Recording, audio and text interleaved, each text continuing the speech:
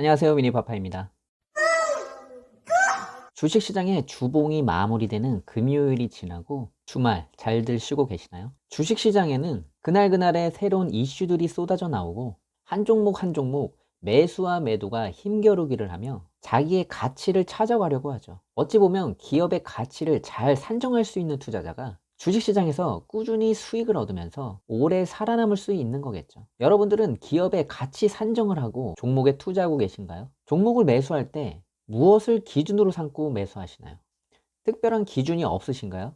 그럼 처음부터 다시 시작하셔야 됩니다. 기준 없이 그어진 선은 삐뚤어지기 마련이니까요. 초보 투자자들이나 주식의 경력이 많다 해도 경력만 오래됐지 기준이 없으신 분들, 그 기준이라고 하면 막연하게 들릴 수 있어요. 주식에서 자기만의 기준을 여러 가지로 정할 수 있겠지만 가장 기본이 되는 재무제표를 기본으로 해서 재무제표를 보고 이 회사가 수익은 나고 있는지, 계속 그 수익이 늘어나고 있는지, 또한 회사에 돈은 있는지, 수익성, 성장성, 안정성을 살펴보고 각 수치마다의 가치를 읽어낼 수 있는 능력을 키우셔야 돼요. 어찌 보면 주식 투자를 하는 데 있어 너무나 당연한 것인데 대부분의 투자자들은 이렇게 하고 있질 않죠. 정말 기본 중에 기본인데 말이죠. 여러분들은 재무제표 분석을 하면 지루하고 재미없고 차트 펼쳐놓고 성 그어가면서 여기서 오르고 여기서 내리고 세력들이 들어왔고 세력이 떠났고 뭐 이런 거 좋아하시잖아요. 맞아요. 주식에서는 세력이라는 건 존재합니다. 누구도 부인할 수 없죠. 종목을 상방이든 하방이든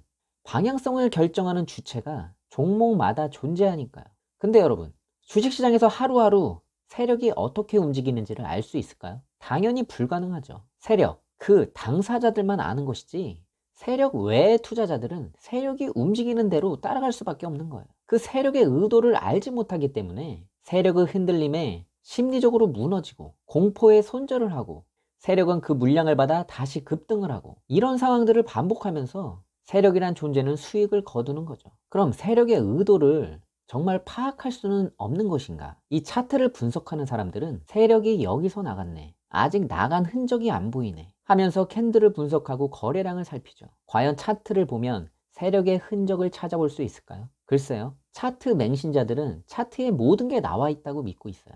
재무제표도 필요 없다. 기관, 외국인, 개인의 수급 이런 것도 필요 없다. 뉴스라든지 이슈 이런 것도 전혀 필요 없다. 그냥 차트 하나만 펼쳐 놓으면 모든 것이 보인다는 건데 차트, 물론 참고할 만한 것들이 있습니다. 차트 분석 자체를 무시한다거나 쓸모없는 지표라고 생각하지 않아요. 다만 차트만을 가지고 주식 투자를 한다는 건 얼마나 위험한 건지 누구보다 여러분들이 더 잘 아실 거예요. 세력들이 가장 좋아하는 주식 투자자들이 이 차트 맹신자들과 단타쟁이들이에요. 상한가, 하한가 폭 60% 안에서 세력들은 큰 자금력으로 얼마든지 호가창을 흔들면서 심리적으로 압박을 줄 수 있고 그 심리적 압박을 이용해서 세력들이 원하는 물량을 매집할 수가 있는 거죠. 단타, 대응만 잘하면 된다. 하지만 세력들이 시장가로 급하게 확 밀어버리면 손절 자체가 안 되는 게 현실이에요. 그 다음부터는 그냥 운에 맡기는 거죠. 단타에서 수익을 낼 수 있다? 낼 수 있죠. 중요한 건 꾸준히 내기가 어렵다는 것 뿐이죠.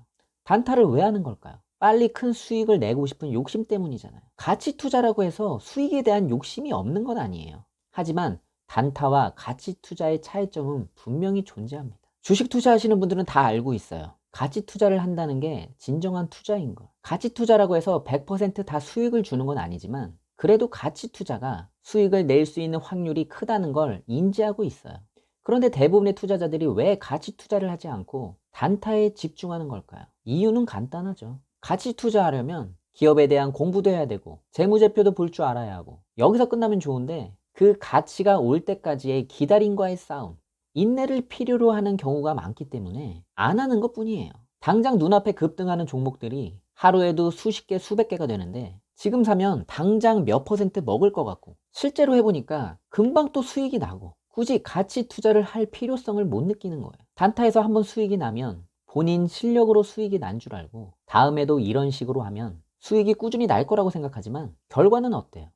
결코 만만하지가 않죠. 자신이 단타 실력이 있다고 믿고 싶겠지만 막상 매수하면 세력이 올려주기만을 바라면서 운에 맡기는 모습. 여러분, 세력을 이기는 가장 좋은 무기가 뭔지 아세요? 바로 가치 투자예요. 그 회사의 가치를 산정하고 그 가치가 오길 인내하기만 하면 세력들이 그 가치에 알아서 올려준다는 거예요.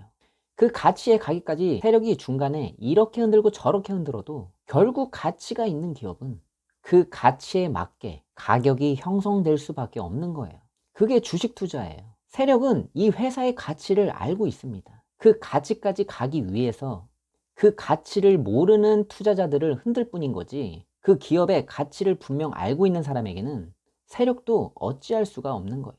요즘 이런 분들 많죠. 실적 없는 제약 바이오주를 매매하고서 가치 투자를 하고 있다. 신약을 개발하는 회사를 과연 가치 투자의 영역으로 봐야 할까요?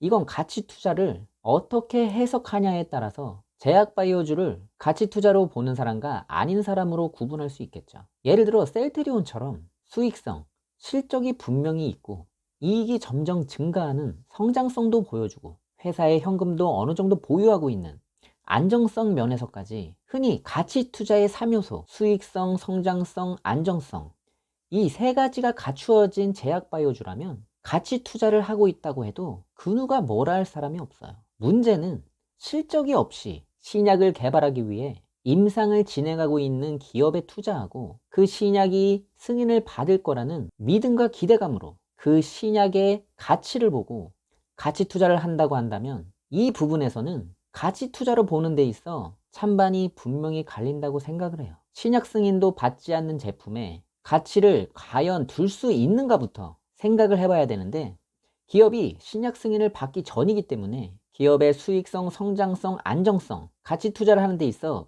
이 세 가지 조건이 모두 충족하기 어려운 상황. 어찌 보면 신약 승인을 받으면 대박이 날 거라는 그 생각이 가치 투자라고 잘못 생각하고 있는 건 아닌지 고민해야 할 부분이라고 생각을 해요. 주식시장에서 가장 위험한 투자가 불확실성이 있는 기업에 투자하는 거죠. 그 불확실성을 조금씩 믿음으로 확신을 갖게 하는 것이 바로 재무제표라는 거예요. 혹자는 이렇게 말합니다. 재무제표를 보고 주식에서 성공할 것 같으면 회계사들은 다 부자 되겠네. 맞아요. 재무제표가 기업의 모든 걸 말해주는 건 아니에요.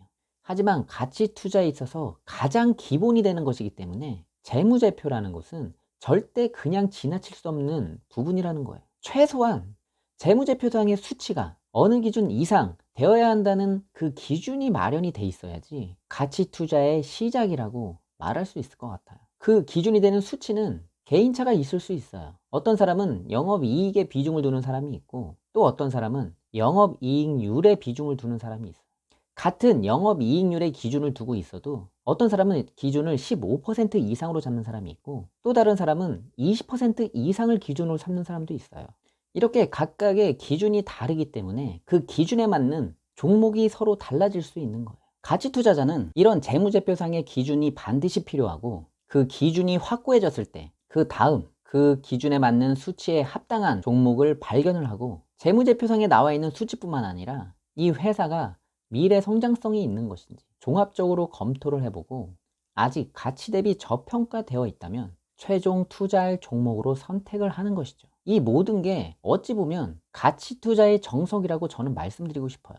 그래서 한 종목에 가치 투자를 하기 위해서는 매수하기 전의 시간이 굉장히 중요합니다. 자신이 투자할 종목에 대해서 이미 모든 게 파악이 돼 있어야 되는 거예요. 이런 가치 투자의 메커니즘을 볼 때 제약바이오주, 그 중에 재무제표상의 수치가 마이너스인 기업, 수익성, 성장성, 안정성 면에서 불안정하고 단지 신약 성공 하나만을 바라봐야 되는, 그 약이 성공할지 실패할지 불확실성한 상황에서 가치 투자자로서 접근한다는 건 매우 위험한 투자라고 생각을 하는 거예요. 최근 이슈가 되고 있는 HLB, 과연 가치 투자로서 합당한 종목일까요? 저희 가치 투자로서의 기준을 봤을 땐 그 기준에 벗어나는 기업이죠. 즉 가치 투자로서 제외될 수밖에 없는 종목이라는 말이에요. 그런데 아직 FDA의 승인 허가를 받지 않은 리보세라닙에 가치 투자를 하고 계신다고 말씀을 하신다면 그 가치 투자의 기준은 종목에 따라서 얼마든지 그 기준이